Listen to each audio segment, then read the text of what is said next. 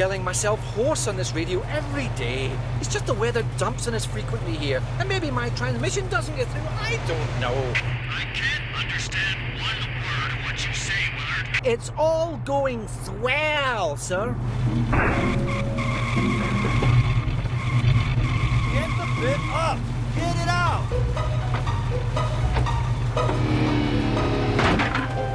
Turn it off! Off! Hey! Switch it off!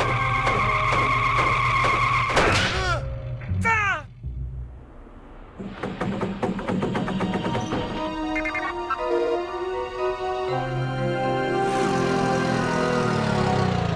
Think you better come and check out Site 2. What about this? Blow through it. Find more meteorite. Nah, something a little younger than that. Oh no! Billy! I don't want you to set that explosive, do you hear me? I do not want you to set that explosive! Wretched pyros.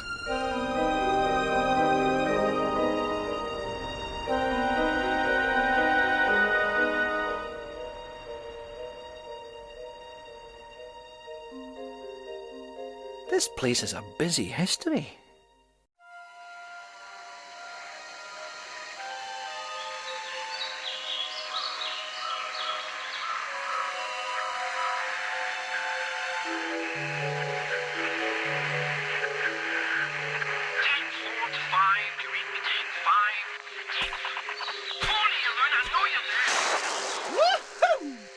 Hello?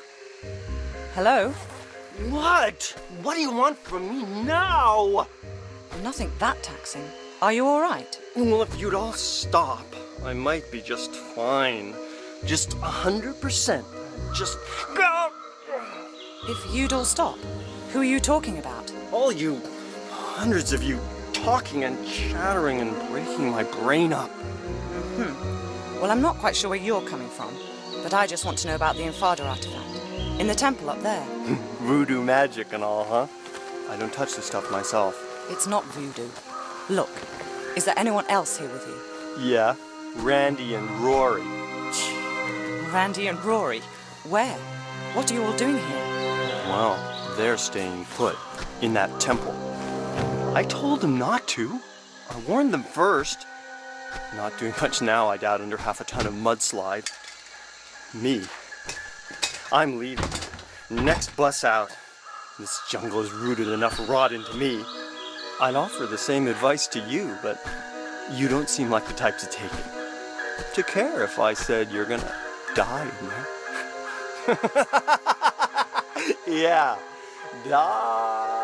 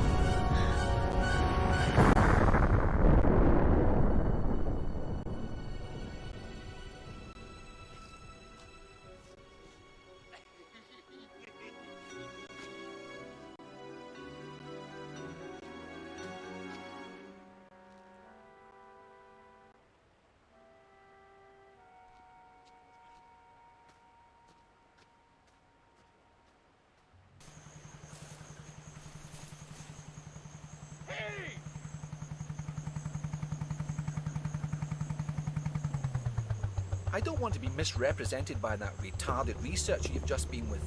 Lara. I'm Dr. Willard. I'd come to converse with Tony myself, but I saw you were doing a rather more creditable job, I think. Indeed, I'm inspired. I'd like to offer you other work. What?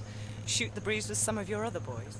No thanks. Fortunately, they were the only lab rats we let loose into the field. No. My request is for 3 other artifacts like this. The Infada tribe only had one artifact of this type. It's unique. Anyway, what would your interest in it be? I'll show you. It's not from India, rather an island near Antarctica. It is in fact meteorite rock that has been fashioned and used by Polynesians who were once settled there many, many years ago. See that? That's unique. An unknown material. So how did it end up here? Formed from the planets, sculpted by Polynesians, distributed by goons. Our excavations and investigations have led us to this. A sailor's diary from Charles Darwin's expedition on the HMS Beagle. August 14th, 1834. This voyage is getting too boring for me to go on with this journal. Me adventures at sea are an embarrassment. The only tales I'll have to tell are hours of bird watching, picking and pressing flowers, following them blasphemous ideas of the governor, Darwin. But this don't even concern me now. I just want food, something more than vegetable broth in me. Today we five have made a pact. The only sampling we're going to be doing is for meat. Pure, solid, blood-rich meat.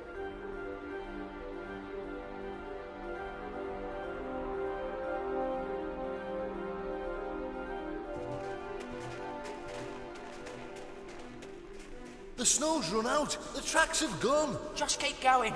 We're on its trail.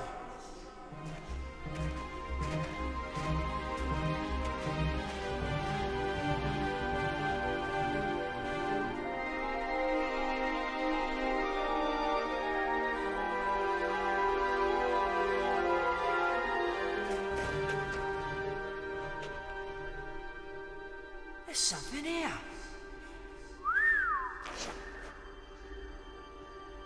Look, another one. What do you reckon they're worth then? Too late. There's only 4. None for you.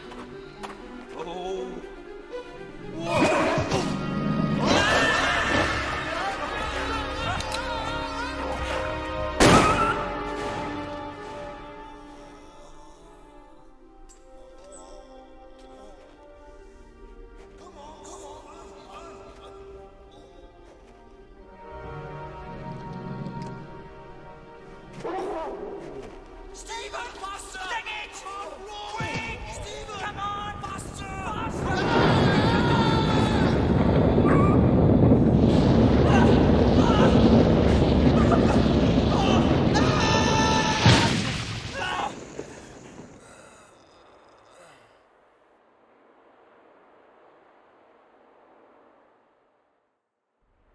Nobody better say nothing about this to the governor. Else we'll be back having to hunt down that creature for his samples. Paul fell down a crevasse, okay? Okay, Stephen. Amen. Stephen was to be the only survivor of the 4. When he arrived back in London, he superstitiously sold off his artifact, having seen his pals murdered or killed with theirs.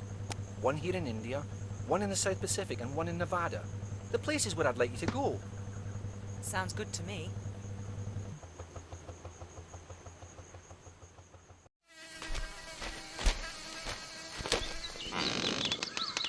Not interrupting, am I? Not bleeding, are you? Not about to use this place as a dunny? No, and no. Good. Good. Just don't want any fly-carrying visitors in here. Right, I understand. What happened? Woke up in the jungle with one of those little blokes snacking on my leg, didn't I? A tribesman? It isn't usual for them to eat right off the bone like that. Well, it was dark, and I never got the bugger, so I can't be sure. Something spooky is in that jungle. Our air carrier crashed up in the mountains. Every night some of my men would vanish without trace. Others fled in fear. Then this happened. So I brought the men down to shore for safety, only for us all to be captured by this greedy mob. Some sort of sacrifice to their god who lives up in the hills. Though it seems I've not been invited to the barbie. Maybe you're the dessert. Ripe flesh can be a bit of a delicacy around here. For real? Listen, we'd better get you out of here. Do you know how the tribe cross the swamp down there? Which stones they tread on? Yeah, but I'm staying put. With this wound, I'd be like a fill-up station to every diseased bug in the bush. I'd rather be the main course of the real feast. Hey, see any of my men alive in there, direct them to the North Shore, will you? Away from here. Of course.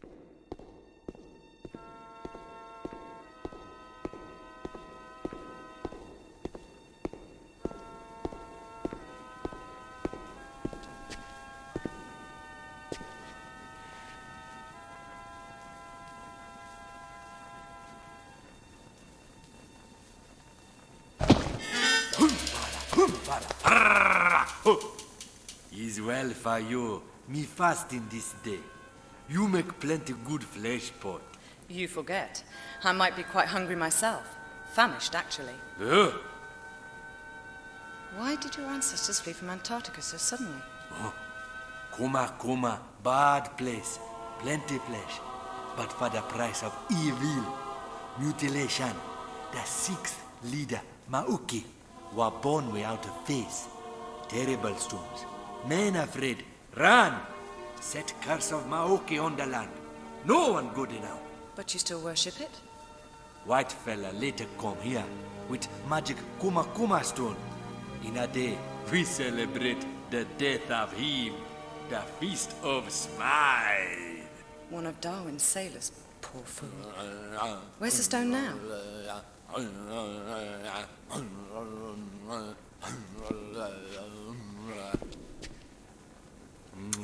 He lucky fella that kill you. A plenty merry like you. I'll be sure to point that out to him.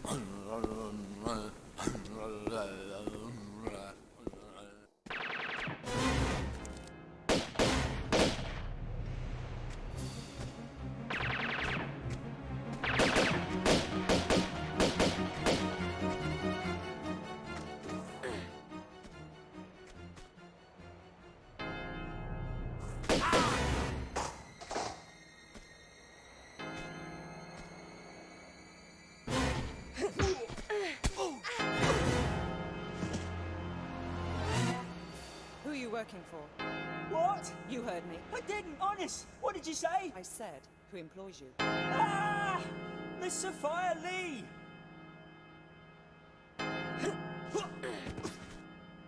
Who's she? What does she do? I don't know. Really, I don't. I just shoot people for her. A commendable work ethic, I guess. Yeah, I put my hours into it, as my father did and his father did afore. Well, how old is this Miss Lee? I don't know. Late 20s, early 30s? Right. Yeah, for some people, like yourself, we get a special bonus. I'm flattered. I mean, I could even be retiring from you. Then you might like to mind the bell. Happy retirement.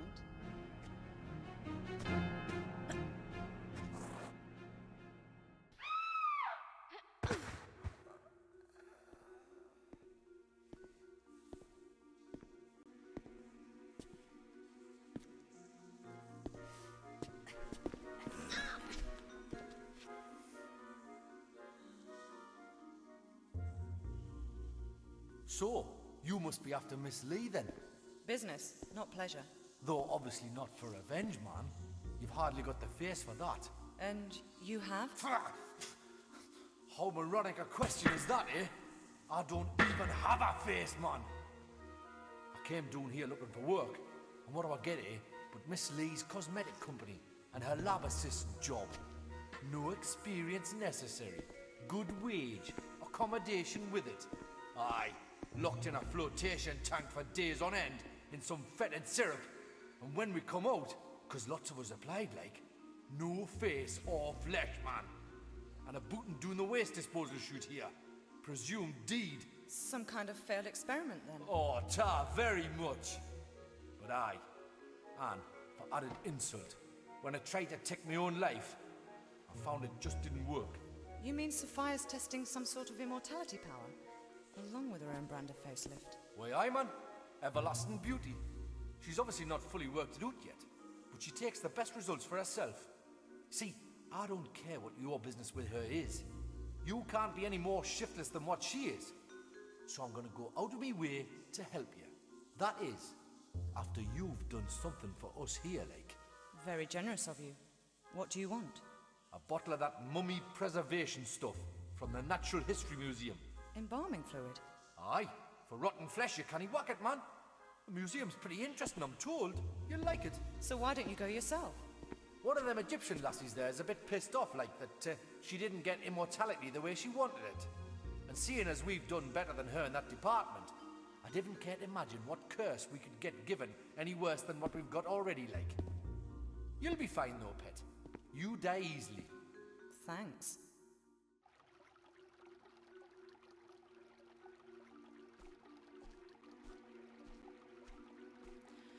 Ah, Miss Croft. I take it you're ready to sign on. To what? Well, my books. You see, with your lifestyle, you'd be the perfect campaign for my products. Just think, you wouldn't be needing those unsightly weapons anymore. No, but I'll probably have an unsightly face, judging by your past experiments. My what? Oh yes, they're all still alive. Very much so, in fact. All I want is the artifact. Right, in your next life. We'll see.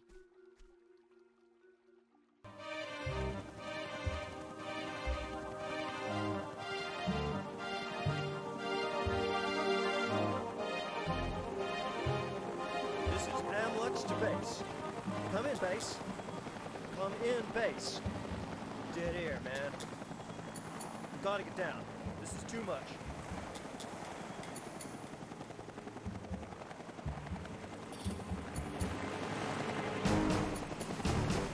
Hold on back there.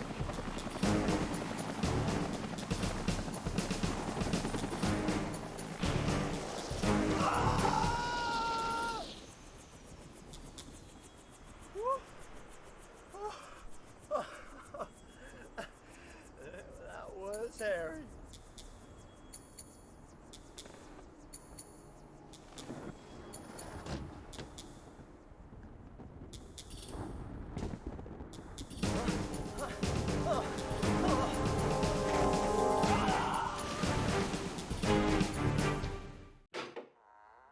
Oh, aye, come in.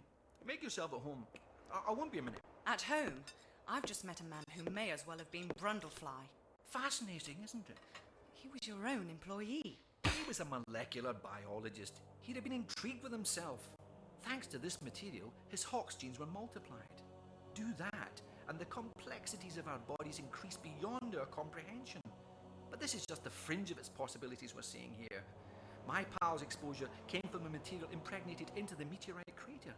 The real capacities lie in its core, which these artifacts you're so attached to will let me access. But you've no control over this. This is not just about avidly spawning mutants. It's an entirely natural acceleration of evolution, a real live laboratory of spurred-on life. Not everyone here wants to be guinea pigs, multi-appendaged or not. Well, that's unfortunate. It's been hit and miss here for too long. Now the timing's spot on. I can't leave it. The Polynesians fled in their ignorance. Darwin's half-wit sailors the same, ironically making Darwin himself miss this angle on evolution. But now, I'm here. I have the access, the knowledge, the artifacts. Yes, but you bumped into me in India and sent me to find them for you, bringing me here. Listen to this gibberish. Your perception of good timing is bad. I don't know about that.